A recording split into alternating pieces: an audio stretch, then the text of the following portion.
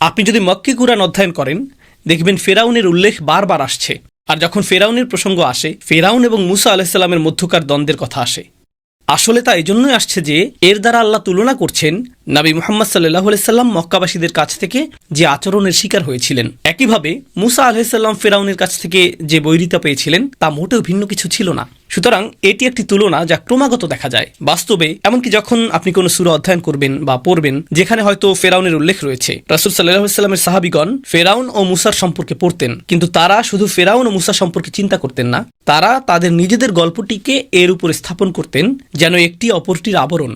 আগেরকার দিনে, এখন আমরা ক্লাসরুমে যেই পুরনো প্রযুক্তি আর ব্যবহার করি না, কিন্তু আগেরকার দিনে কিছু শিক্ষক স্বচ্ছ এক ধরনের স্লাইড আনতেন এবং প্রজেক্টরের উপর তা রাখতেন যা দেয়ালে প্রদর্শিত হতো। তারপর তারা আরেকটি স্লাইড সেটির উপর রাখতেন যাতে সেগুলি একে অপরের উপর স্থাপিত হয়। কোরআন কুরাইশ ও ফেরাউনের গল্পের ক্ষেত্রে ঠিক সেটিই করেছে। এই বিষয়টি আল্লাহ করেছেন, ওকে। কিন্তু এক্ষেত্রে কৌতূহল জাগ্রতকারী বিষয় হলো ফেরাউন ও মুসা আলাইহিসসালামের গল্পে মুসা আলাইহিসসালাম কোন জাতিকে নেতৃত্ব দিয়েছিলেন? এটি আপনাদের জন্য একটা উন্মুক্ত প্রশ্ন। তিনি কোন জাতিকে নেতৃত্ব দিচ্ছিলেন? গুড, বনি ইসরাইল। বনি ইসরাইলের গল্পের দুটি অংশ। আপনি এটিকে পানির আগের অংশ ও পানির পরের অংশ হিসেবে সহজেই মনে রাখতে পারেন। পানির আগের অংশ মানে তারা ফেরাউনের মোকাবেলা করছে, পানির পরের অংশ মানে মুসা আলাইহিসসালাম তার নিজের সম্প্রদায়ের মোকাবেলা করছেন। তিনি এখন তার নিজের সম্প্রদায় গঠন করেছেন, তারা এখন স্বাধীন, তারা মরুভূমিতে রয়েছে, পরিস্থিতি বেশ কঠিন।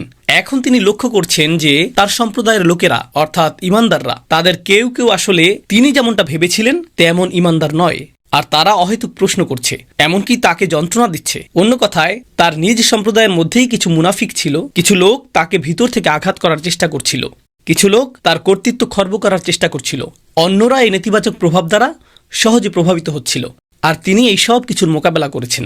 মুসলিমরা মক্কায় থাকাকালীন আল্লাহ এই অংশটি নিয়ে কথা বলেননি, মুসার জীবনের সেই অংশটি।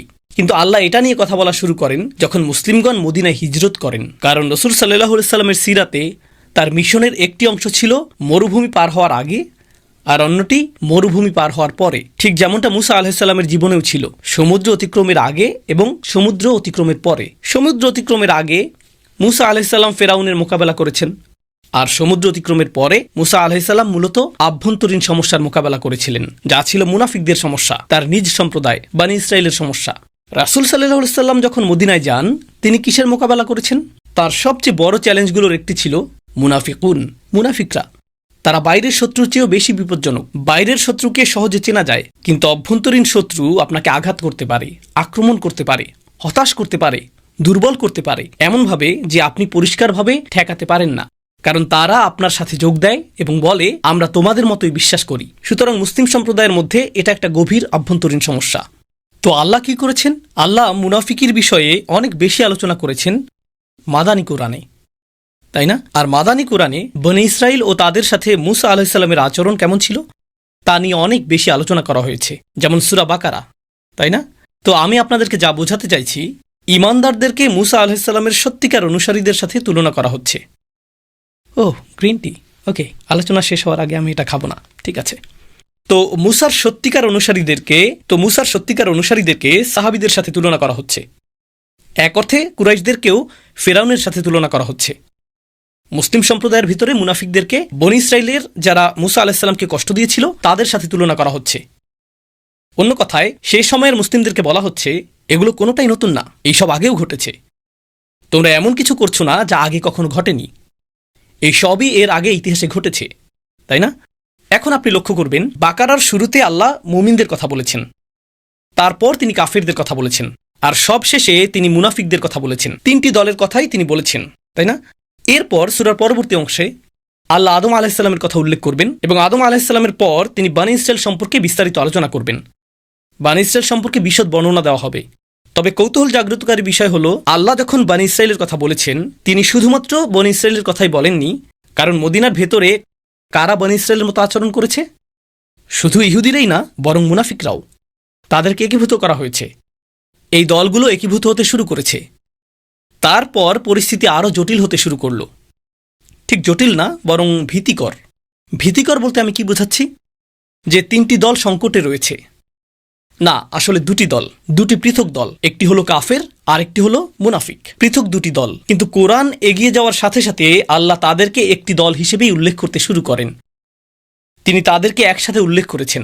جاهد الكفار والمنافقين واغلظ عليهم. তিনি তাদেরকে একসাথে উল্লেখ করেছেন। তো উপমাটি উল্লেখ করার পূর্বে পটভূমি হিসেবে এই কয়েকটি বিষয়ে আল্লাহ উল্লেখ করেছেন। এখন আমি আপনাদের সাথে কিছু বিষয় শেয়ার করতে চাই। আমি দ্রুত পড়ে যাব, তারপর সংক্ষেপে কিছু বিষয় ব্যাখ্যা করব এবং এরপর সরাসরি উপমাটিতে চলে যাব। আল্লাহ কাফিরদের সম্পর্কে বলছেন, এটি 6ষ্ঠ আয়াত থেকে শুরু। إن الذين كفروا سواء عليهم أنذرتهم أم لم تنذرهم لا يؤمنون. যারা কুফরি করেছে এতে কিছু আসে যায় না, তাদের জন্য এতে পার্থক্য নেই। আপনি তাদেরকে সতর্ক করেন আর না করেন, তারা ঈমান আনবে না। আল্লাহ কেন বলছেন যে রাসূল সাল্লাল্লাহু আলাইহি সাল্লামের দাওয়ার ফলে কোনো পরিবর্তন আসবে না আর তারা ঈমানও আনবে না? কারণ রাসূল সাল্লাল্লাহু আলাইহি সাল্লাম ইতিমধ্যেই মক্কার 13 বছর সম্ভাব্য সকল পন্থায় দাওয়া দিয়ে গেছেন। ইসলাম গ্রহণের সকল সুযোগ তাদেরকে দেওয়া হয়েছে। তারা জানে ইসলাম সত্য, তবুও তা প্রত্যাখ্যান করেছে। আল্লাহ সম্পূর্ণ মক্কি কোরআনে বারবার এটি প্রমাণ করেছেন। একটা সময়ে এমনকি তারা কোরআন শুনতেও রাজি ছিল না এবং রাসূল সাল্লাল্লাহু আলাইহি সাল্লামকে হত্যার চেষ্টা করেছিল। সুতরাং এই মুহূর্তে তারা নিজেরাই নিজেদের ভাগ্য সিলমোহর করে ফেলেছে। আল্লাহ বলেননি যে তিনি তাদের মুসলিম হওয়ার সক্ষমতা কেড়ে নিয়েছেন, বরং তারা নিজেরাই আজীবন কাফের থাকার সিদ্ধান্ত নিয়েছে।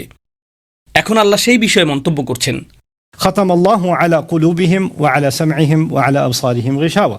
সেই কাফেরদের সম্পর্কে বলা হচ্ছে আল্লাহ তাদের হৃদয় ও কানে মোহর মেরে দিয়েছেন আর তাদের চোখে রয়েছে পর্দা, তাদের দৃষ্টিতে রয়েছে আবরণ। তো তাদের হৃদয় আবৃত, তাদের কান আবৃত এবং তাদের দৃষ্টি আবৃত। তারা সম্পূর্ণরূপে আবৃত এবং সিলমোহরযুক্ত। ওয়ালাহুম আযাবুন আযীম, আর তাদের জন্য রয়েছে মহাশাস্তি। এটি কাফের, অবিশ্বাসী এবং রাসূল সাল্লাল্লাহু আলাইহি সাল্লামের শত্রুদের সম্পর্কে ব্যাখ্যা। এখন দ্বিতীয় প্রকারের লোকদের কথা আসছে। ومن الناس من يقول آمنا بالله وباليوم الآخر وما هم بمؤمنين. এটা দ্বিতীয় প্রকারের অবিশ্বাসীদের বর্ণনা। আল্লাহ বলেছেন, মানুষদের মধ্যে একটি শ্রেণী রয়েছে যারা বলে আমরা আল্লাহ ও আখিরাতে বিশ্বাস করি, কিন্তু তারা মোটেই ঈমানদার নয়।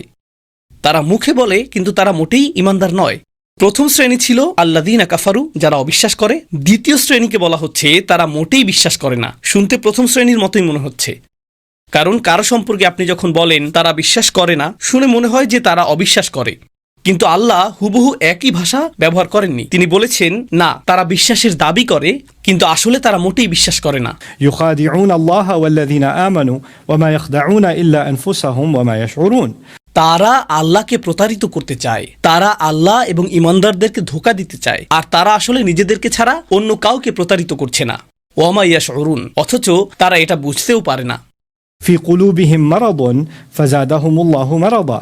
তাদের হৃদয়ে একটি রোগ রয়েছে, তাদের হৃদয়ে একটি ব্যাধি রয়েছে, فزادهم الله مرضا. আর আল্লাহ সেই রোগ আরো বাড়িয়ে দিয়েছেন। এখন আমি আপনাদের উদ্দেশ্যে কিছু প্রশ্ন করছি। প্রথমত, তারা আল্লাহ এবং ঈমানদারদের বোকা বানানোর চেষ্টা করছে, কিন্তু তারা শুধু নিজেদেরকেই বোকা বানাচ্ছে, কিন্তু তারা কেবল নিজেদেরকেই প্রতারিত করছে। প্রশ্ন হলো, তারা কিভাবে তাদেরকে প্রতারিত করছে? আল্লাহ তা বলেননি। তিনি শুধু বলেছেন তারা তাদের প্রতারিত করার চেষ্টা করছে, কিন্তু কিভাবে, এই প্রশ্নের উত্তর দেননি, তাই না?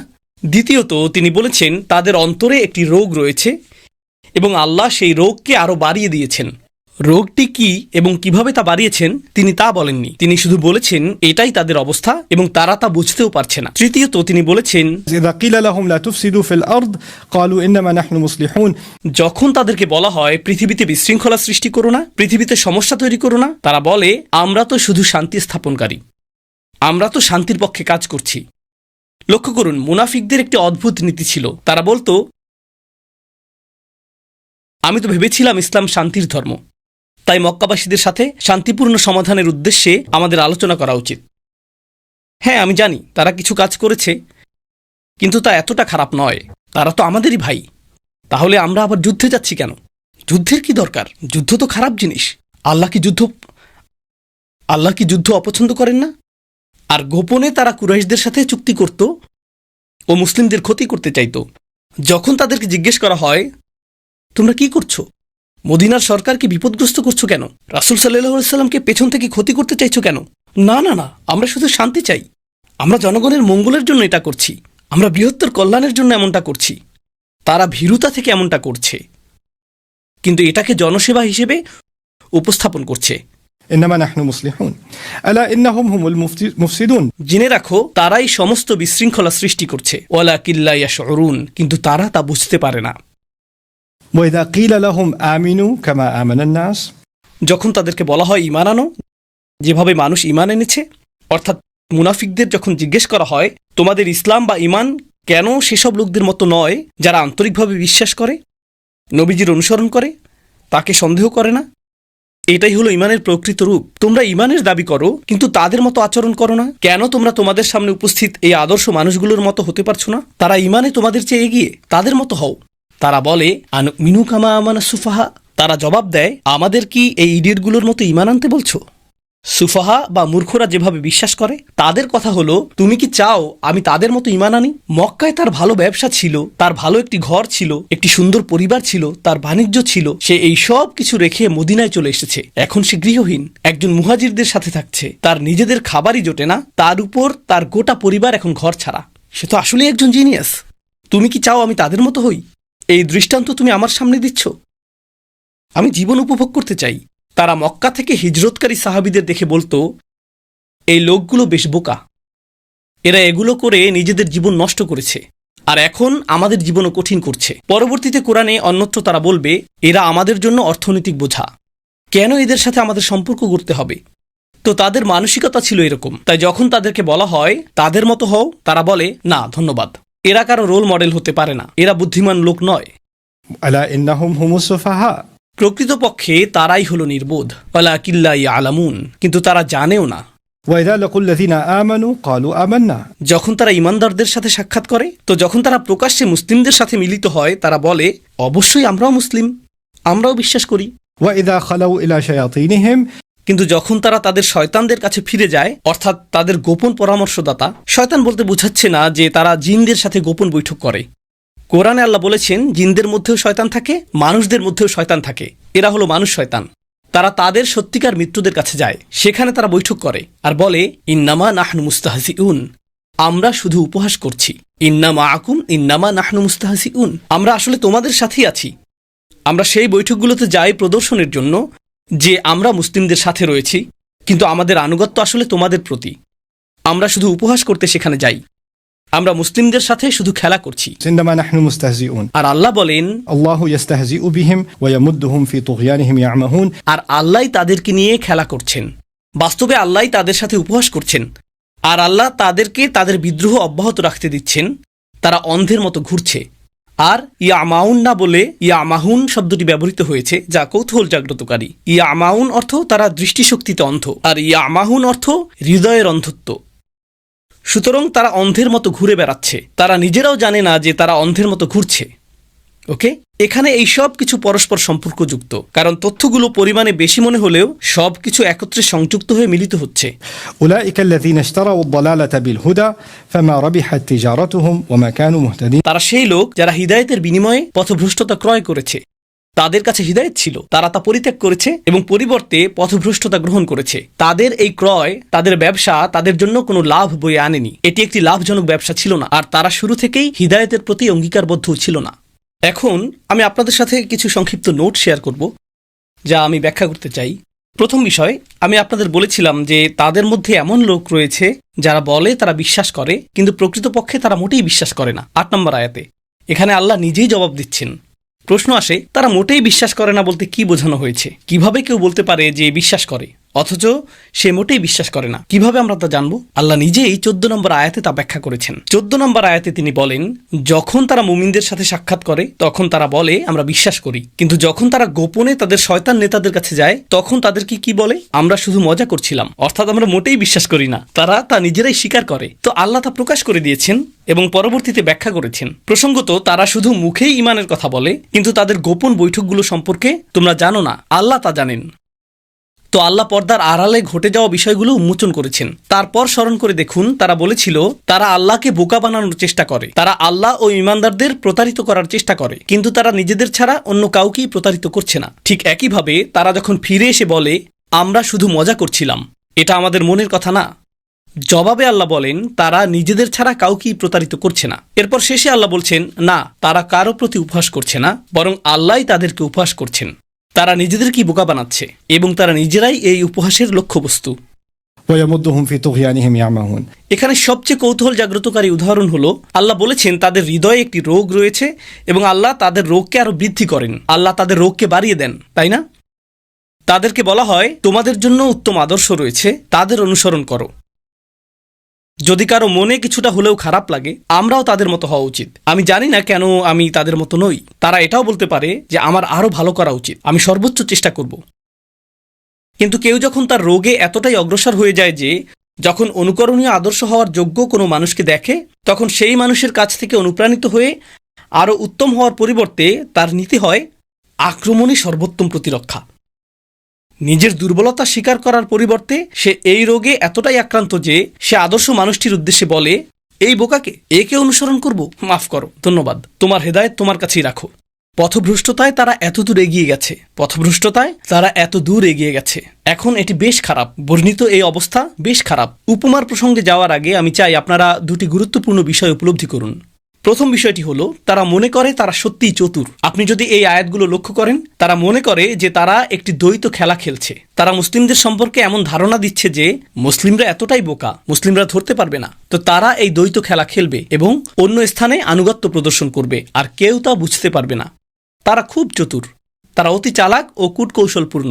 নিজেদের সম্পর্কে এটাই তাদের ধারণা। আর আল্লাহ বারবার বলছেন, বাস্তবে প্রকৃত বোকা তারাই আসলে উপহাসের কেন্দ্রবিন্দু। তারা তা দেখতেও পায় না। সুতরাং প্রথম পরিহাসের বিষয় হল, তারা এক অর্থে অন্ধ, এক অর্থে বোকা, কিন্তু একমাত্র তারা নিজেরাই এটা জানে না, তাদের কোনো ধারণাই নেই। এখান থেকে পাওয়া এটি একটি উল্লেখযোগ্য বিষয়। সম্পূর্ণ এই উপমাটি থেকে পাওয়া দ্বিতীয় উল্লেখযোগ্য বিষয় হল একটি তুলনা। এই তুলনাটির দিকেই আমি এখন আপনাদের মনোযোগ আকর্ষণ করতে চাই। আমি কিন্তু এই বিষয়ে আগামীকাল আপনাদের জিজ্ঞেস করব, কারণ আমাদের এটা আগামীকালও দরকার হবে। ফেরাউনের সাথে কার তুলনা করা হয়েছিল? ফেরাউনের সাথে কার তুলনা হয়েছিল? আমি ভুলে গেছি। কুরাইশদের। একজন মনে রেখেছে, আপনি ভালো মনোযোগী। বনি ইসরায়েলের সাথে কার তুলনা করা হয়েছিল? মুনাফিকদের। এখন আপনি যদি মুনাফিকদের জনসংখ্যা দেখেন, তারা মক্কা থেকে হিজরত করেনি। আমরা যাদের মুনাফিক বলে বিবেচনা করি তাদের অধিকাংশ, এবং কারো কারো নামও আমরা জানি, তারা ছিল মদিনার স্থানীয় জনগোষ্ঠী। তারা মদিনার স্থানীয় লোকজন। ওকে, আর মদিনাতে ইহুদিরাও ছিল। তো তাদের মধ্যে শুধু মিলই ছিল না, তারা সবাই একই অঞ্চলের অধিবাসী, তারা একই এলাকার। এখন দুটো দলের কথাই ভাবুন, এবং ভাবুন যে তাদের পরস্পরের মধ্যে কি কি মিল ছিল। মদিনার মানুষরা এক হতে চাইছিল। তাদের ছিল একাধিক গোত্র। আওস ও খাজরাজে একাধিক শাখা গোত্র ছিল, এবং তারা একটি কেন্দ্রীয় সরকার গঠনের চেষ্টা করছিল। যদি তাদের 14টি শাখা গোত্র থাকে, ক্ষুদ্র গোত্র, প্রতিটি গোত্রের নিজস্ব কমিটি, কাউন্সিল, নেতা ছিল। আর আমরা সবাই জানি, যখন মানুষের মধ্যে একটি কমিটি থাকে এবং তাদের মিটিং হয়, একটি সিদ্ধান্ত নেওয়া খুব সহজ হয়, তাই না? সকলে তাৎক্ষণিক একমত হয়ে যায়। না, এতে দীর্ঘ সময় লাগে। যখন আপনার একটি ব্যবসা থাকে আর সেই ব্যবসায়ের মালিক আপনি হন, আপনাকে মিটিং ও আলোচনা করতে হয় না, কমিটিও গঠন করতে হয় না, এবং প্রথম কমিটি কি করছে তা যাচাই করার জন্য আরেকটি কমিটি থাকে না। আপনি একাই সিদ্ধান্ত নিতে পারেন, তাই না? যেহেতু এটা আপনারই ব্যবসা, আপনি দ্রুত সিদ্ধান্ত নিতে পারেন। তো আওস ও খাজরাজ বুঝতে পেরেছিল, আমাদের 14টি শাখা গোত্র আছে, প্রতিটি গোত্রের একটি কমিটি আছে, এবং মতামতের পরিমাণ অনেক বেশি। তাই আমরা সহজে সিদ্ধান্ত নিতে পারছি না, এবং শহরটিও ক্ষতিগ্রস্ত হচ্ছে। আমাদের সকলের স্বার্থেই একজন রাজা থাকা উচিত। ফলে আমরা একতাবদ্ধ হব, ইউনাইটেড স্টেটস অফ মদিনার ঐক্যবদ্ধ গোত্রসমূহ, এবং আমাদের একজন রাজা থাকবে। ওকে? আর রাসূল সাল্লাল্লাহু আলাইহি ওয়াসাল্লামের আগমনের আগে আব্দুল্লাহ ইবনে উবাইরি আসলে রাজা হওয়ার কথা ছিল, কিন্তু তারা এমন একজন নেতা চাইছিল যে মদিনাবাসীদের উদ্দেশ্যগুলোকে সুসংহত করবে। এটা ইসলামের আগে। এখন অন্যদিকে সেখানে ইহুদিরাও ছিল।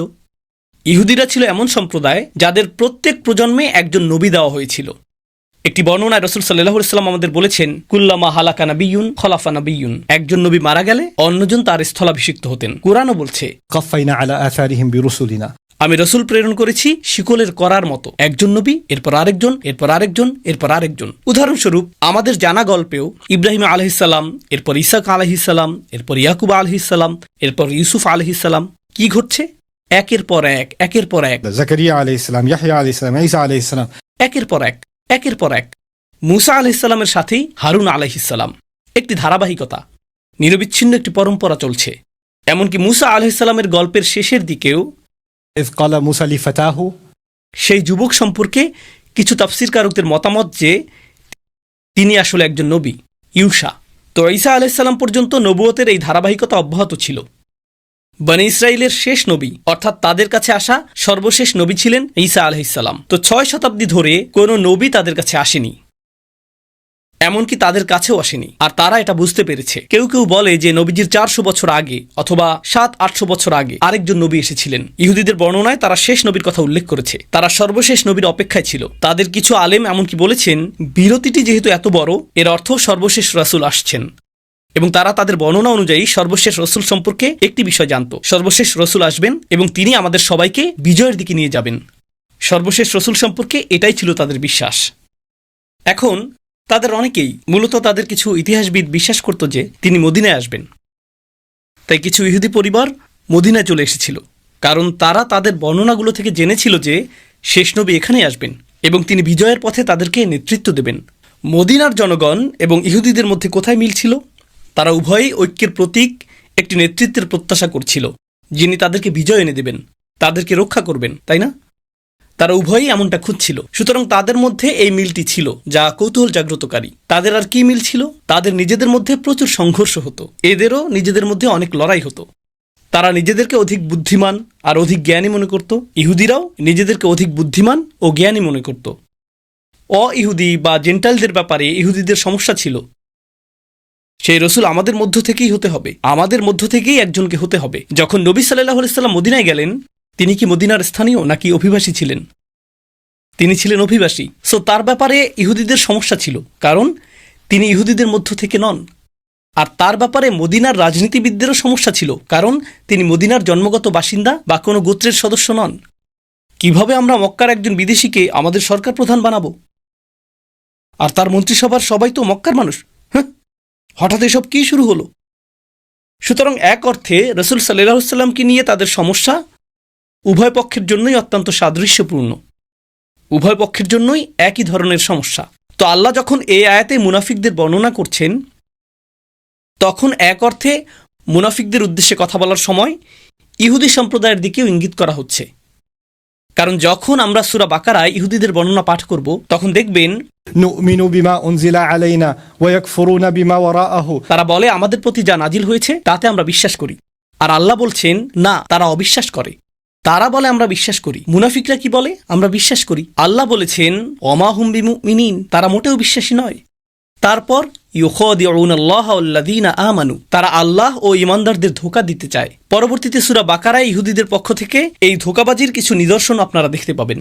তো আল্লাহ মুনাফিকদের তুলনা করবেন। যখন তিনি মুনাফিকদের কথা বলছেন, তখন তা ইহুদিদের কিছুটা পীড়া দিয়েছে। আর যখন আল্লাহ ইহুদিদের কথা বলেছেন, তখন তা কাদের পীড়া দিয়েছে? মুনাফিকদের। এটা যেন তাদের মধ্যকার দ্বিমুখী সম্পর্ক, ঠিক যেমন সম্পর্ক রয়েছে কুরাইশ ও ফেরাউন এবং ফেরাউন ও কুরাইশদের মধ্যে। এটা এরকমই। এখন আল্লাহ একটি উপমা প্রদান করতে চলেছেন এবং এই উপমাটি বিস্ময়করভাবে উভয়কে আঘাত করবে। তো এখন উপমার প্রথম অংশটি দেখা যাক। মাসালুহুম, তাদের উপমা হলো كمثل الذي استوقد نارا সেই ব্যক্তির উপমার মতো যে আগুন জ্বালানোর চেষ্টা করছে। মাসাল শব্দটি সম্পর্কে আমি শুধু একটি মন্তব্য করব। ইবনে আশুর রাহমাহুল্লাহ তার তাফসিরে বলেছেন, খুবই চমৎকারভাবে তিনি বলেছেন, মাসাল আরবদের মাঝে সচরাচর ব্যবহৃত ধারণা না, যতক্ষণ না এমন চিত্র অঙ্কন করা হতো যা ছিল অভূতপূর্ব। এরকমটা তারা সচরাচর করতো না। আর একবার ব্যবহার করলে তা স্থায়ী বাক্যে পরিণত হতো, স্থায়ী বাক্যাংশের মতো। তখন এর মাঝে তারা শব্দগত পরিবর্তনও আনতো না। বাংলা ভাষায় আমরা এটাকে বলি প্রবাদ প্রবচন।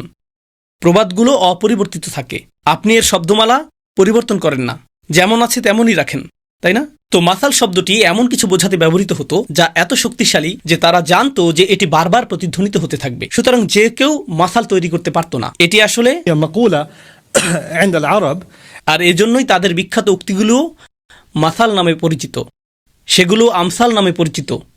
কিন্তু আল্লাহ মাসাল শব্দটি ব্যবহার করেছেন আর তারপর কা ব্যবহার করেছেন। মাসালুহুম কামাসালিল্লাযী ইসতাওকাদা নারা, এই কা যা সাধারণত শুধু তুলনার মাধ্যম, এর অর্থ অনুরূপ। এই দুটির সমন্বয় ইঙ্গিত করে আল্লাহ একটি পরিস্থিতির সাথে আরেকটি পরিস্থিতির তুলনা করেছেন। কোনো ব্যক্তির সাথে ব্যক্তির তুলনার পরিবর্তে, জিনিসের সাথে জিনিসের তুলনার পরিবর্তে তিনি মূলত একটি পরিস্থিতির সাথে আরেকটি পরিস্থিতির তুলনা করেছেন। এখন এখানেই তাফসীরটির চমৎকারিত্ব প্রকাশিত হচ্ছে।